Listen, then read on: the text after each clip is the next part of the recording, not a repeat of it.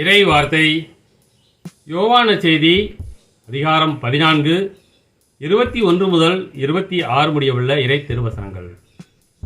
அக்காலத்தில் இயேசு தம் சீடரை நோக்கி கூறியது: என் கட்டளைகளை ஏற்று கடைபிடிப்பவர் என் மீது அன்பு கொண்டுள்ளார். என் மீது அன்பு கொள்பவர் மீது தந்தையும் அன்பு கொள்வார். நானும் அவர் மீது அன்பு கொண்டு அவருக்கு என்னை வெளிப்படுத்துவேன். யூதா இஸ்காரியோத்து யூதாசு அல்ல, மற்றவர் அவரிடம், ஆண்டவரே, நீர் உம்மை உலகிற்கு வெளிப்படுத்தாமல் எங்களுக்கு வெளிப்படுத்தப் போவதாக சொல்கிறீரே, ஏன் என்று கேட்டார். அதற்கு இயேசு பின்வருமாறு கூறினார்: என் மீது அன்பு கொண்டுள்ளவர் நான் சொல்வதை கடைபிடிப்பார். என் தந்தையும் அவர் மீது அன்பு கொள்வார். நாங்கள் அவரிடம் வந்து அவருடன் குடிகொள்வோம்.